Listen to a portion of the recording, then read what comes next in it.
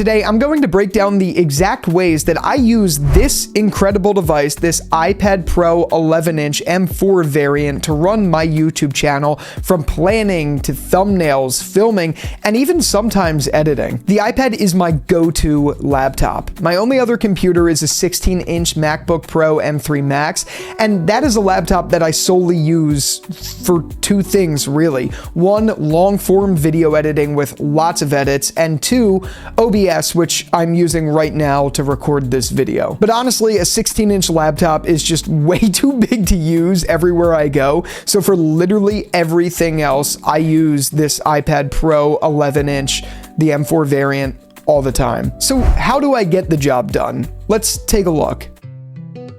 So arguably the biggest part of my workflow and the largest use case for my iPad is Notion. And while Notion for iPad isn't nearly as good as the desktop version, Notion is a critical part of my entire life, and that all comes together on the iPad. Any video idea, any short idea, any branding elements for my channel is all planned out in a comprehensive Notion system that I've designed. And look, I know a lot of people make the argument that Notion doesn't make someone more productive because they're so bogged down in the weeds with building their own content management system, and there is a part of that which is true, but really that was a problem mainly in the beginning. And now that I've built a system that works for me with Notion, I never tinker with it, and Notion has truly become the productivity powerhouse that it was designed to be. Notion is used as my video planning tool. However, I don't write final scripts always in Notion. I do, however, use Notion 100% of the time for videos such as this one, where there's no actual script and it's all based on an outline and bullet points. As far as actual scripts go, I use Microsoft Word for that, and I actually import that file into my Notion template. So Notion for me is really just a product management system where I put all of my video ideas in a comprehensive workflow, from an idea to a writing stage to a production stage, and then a vault for completion and things like that. It's very well thought out, and I literally cannot live without it. And yeah, it was a heavy uplift in the beginning to build that system, but honestly, that is time that I'm so glad I spent, because now I literally can't live without that system. Yes, I've tried Apple Notes, and I do use Apple Notes frequently outside of YouTube and stuff like that, but every time I try to write an actual video in Apple Notes, I go back to Notion, because that is where my system is. That's my bread and butter, and it just works so well. Again, I'm gonna just beat this point home. Yes, the iPad version is less than the desktop version. And yes, it takes a while to actually tinker and build something good, but once you have that, it's such a powerhouse. And this is great because I could only focus on one page at a time, really, on an iPad 11-inch. So when I'm writing and focusing on a video in my content management system, I'm very focused on the iPad, which is very different than a Mac, where I have windows everywhere and things to distract me. I don't have that problem here. That's one of the reasons I love the iPad so much. Now, as far as thumbnails are concerned, Affinity's Creative Suite, more specifically Affinity Photo, is one of the only apps that takes full advantage of iPad and actually makes me see this device as a truly professional one. The iPad is pretty much the only device that I could rely on to create my thumbnails because of this incredible app alone. Like, it's honestly almost to the point where I'd buy an iPad for Affinity Photo. It's not exactly true because I love my iPad for everything, but it is that powerful of an app on iPad that I need it. I don't know how else to word it. And honestly, speaking of things I got for this app, I pretty much solely got the Apple Pencil so that I could use it in Affinity Photo. Call that crazy, I know, but it's true. I use the eraser tool so much on this app for thumbnails, and it's such a game changer because of how precise it is. And plus, the flexibility of editing thumbnails in portrait mode, which is something that you just can't do on the Mac, is an absolute game changer. I love being able, especially with an 11-inch, to just sit in portrait mode like this and actually write out my thumbnails and things like that. it's just so much better.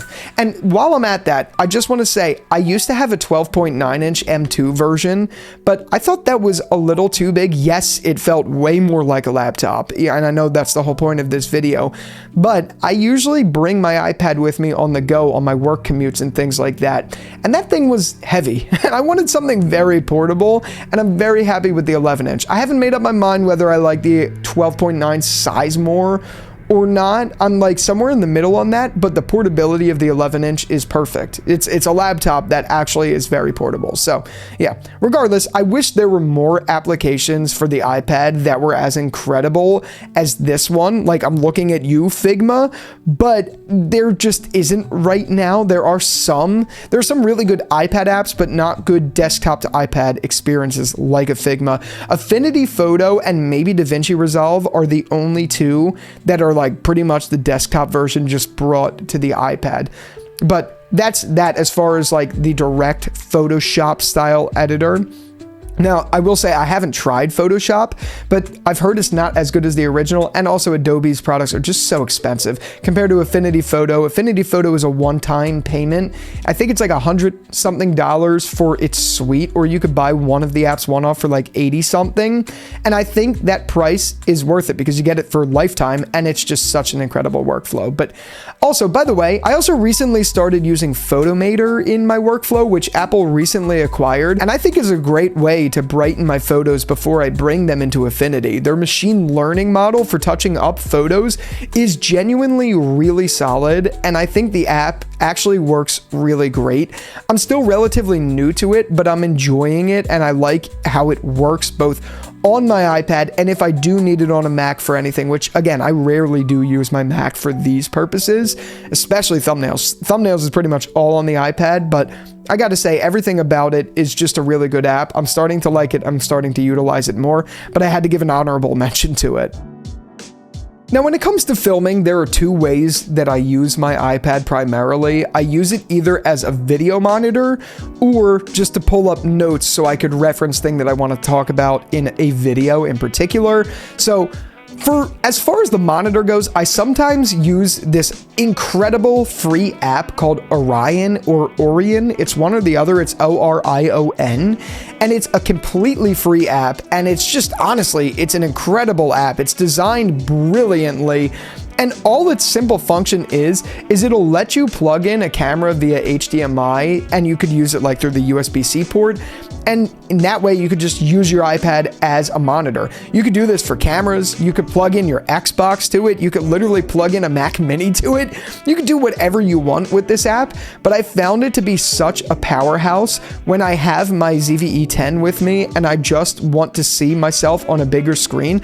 I usually just plug it in through the HDMI to USB-C port, and it just syncs up great. The app is designed like shockingly well for a free app, and it's just one of those things that I think it's outstanding. Yeah, I don't use it as much as I would like, but it is an essential part of my productivity for YouTube workflow, because when I need it, I use it. Like, and there's no other tool like that.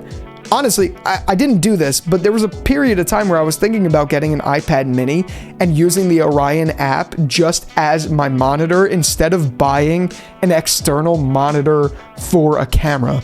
Like, you know those like 5-inch monitors that sits on top of a camera that videographers use? I was thinking about using an iPad mini for that use case alone. That would have been a waste of money. I'm just glad I could do it on my iPad 11-inch. That's excessive, but I had to throw that in there because the app is a really great one. I know there's other ones, but this one is just built really well, and I'm just surprised it's free. And then, as I kind of mentioned, the only other use case that I use the iPad for during filming is to pull up my notes, whether that is in Apple Notes or Notion. I do tend, when I'm doing this, to put them in Apple Notes more because the scaling on Apple Notes is better than on Notion, which is really small. So for me to be able to pull up notes while I'm recording a video, it's kind of tough because it's a very tiny font on Notion that you can't like zoom into for some weird reason. But Apple Notes actually has better scaling. And if I really want even better scaling, I'll use Microsoft Word where I actually wrote the script or something like that. But I just had to throw that in there. That's another way that I use my iPad during filming. now for video editing, I do not make my full-fledged long-form videos like this one on my iPad. I definitely could, for sure. But I'm so used to Final Cut Pro on Mac for long form that I don't want to spend the time deviating into it on iPad. What I do use my iPad for video editing is TikToks, YouTube Shorts, all the vertical style videos of today's generation. That's exactly what I use my iPad for as far as editing is concerned. Final Cut Pro on the iPad is really solid. I didn't like it as much on my M2 version because I found it dropped frames quite a bit. And yeah, it's supposed to run really well, but I didn't really think it did, to be honest. But on the M4, the way the video encoding works with this chip, it's just so much better. Everything is really smooth. Like, genuinely, I could see people using this device for their full-fledged workflow for long-form videos. And power to you if you do. I just can't really do that. I like it for vertical. And honestly, one of the biggest reasons is this latest update for Final Cut Pro added a vertical or a portrait style UI to Final Cut Pro, so I can now actually edit in portrait mode on Final Cut for the iPad, and it is an absolute game changer for vertical. And it's also a game changer for using the iPad without the Magic Keyboard, even though I use the Magic Keyboard usually when I edit these videos, just to be able to sit back on a couch in portrait mode and actually edit a video through Final Cut has changed the game. I've been using it so much more specifically for that reason, and it matters so much more for me on an 11-inch. See, whereas a 12.9-inch, I probably would never go into portrait mode. It just works so flawlessly on the 11-inch that it's really hard to go back from. And believe it or not, as I mentioned, the only setback outside of me feeling comfortable with Final Cut Pro for the Mac is the only setback for me not using it for long-form videos in a more serious way is the lack of some of the desktop's audio settings and third-party plugins. Like, I really like the settings for audio in Final Cut that are a little bit more based on the compressor, the limiter settings, which for some reason on iPad are limited to 2 options when there's a lot more like attack, release, and all of that stuff on the Mac. So that's a minor setback. And then also some of the other things, like I like to switch the audio mode to dialogue so it like fills the speaker a little bit. You can't do that on iPad, and you can't do some other audio tricks that I do for most of my videos on there. So that's a big setback for me. And also is the lack of third-party plugins, because I use different ones from MInstaller or MTuber is one of the ones I use. And then I use some, I think it's called like FCP or something handheld, which when I do a jump cut in, I use this handheld effect to make it look like the video is like actually handheld on a camera. The lack of those plugins and a couple other ones that I use for my long form videos is a major setback. And I know when Apple announced Final Cut Pro for the iPad, they said that these features would be coming out and third-party plugins would be coming, but like, bro, it's been 2 years and it hasn't come. So honestly, as far as relying on it for a long form edit, that's why I have this Mac, because I make long videos and I need something robust like a Mac to do that. That is like literally the only setback for me using this thing for all of my videos on all of my YouTube channels. And that's pretty crazy to say that that is the only setback, not the hardware, not the software at large, outside of the limitations in Final Cut Pro, but literally just the lack of those 2 features. I don't care about the file management stuff. I mean, I kind of do. We're going to save that for another video, like I mentioned. Like, those things do matter, but I don't care about that stuff as far as the workflow goes for me, because it works really well in its current capacity. So what I use it for is just downright solid. I don't care about the lack of the file management, blah, blah, blah. I really only care about those 2 features missing. That's the sole thing holding me back from doing more enhanced video editing on the iPad. And honestly, there's a lot of other applications and things that I use the iPad for YouTube, but these are by far the biggest ones that I use no matter what. Like, my life would be different if I didn't use these apps. And for those reasons, this is a great contender as far as laptops are concerned. Like, I wish I had this option when I was going to college. I know that's a thing people talk about all the time, but the iPad could literally be your only laptop. If you don't, for instance, if you do not video edit and you don't have like a YouTube channel where you're doing that aggressively, or like film on OBS or live stream or anything like that, this could easily be a laptop. I mean, it is a laptop. That's what this thing is. And it's the future that I always wanted to see, because when I was a kid and the iPad first came out, I remember just seeing this as the future. And now I guess that future's here, because this is like my primary device, and I love that.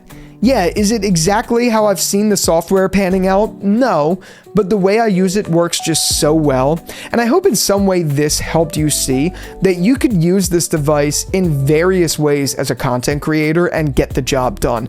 I'm living proof of that, because I do it all the time. Yes, I have a Mac for like long form edits. That's a personal preference. If you're getting started in Final Cut Pro on iPad and you didn't do the Mac version, you could easily do this, like very easily. So don't let people discourage you saying like, you can't do half the stuff on an iPad. You definitely could. Yes, there are some iOS workarounds that you have to deal with. Again, I'm saving that for another video because it's a whole other thing.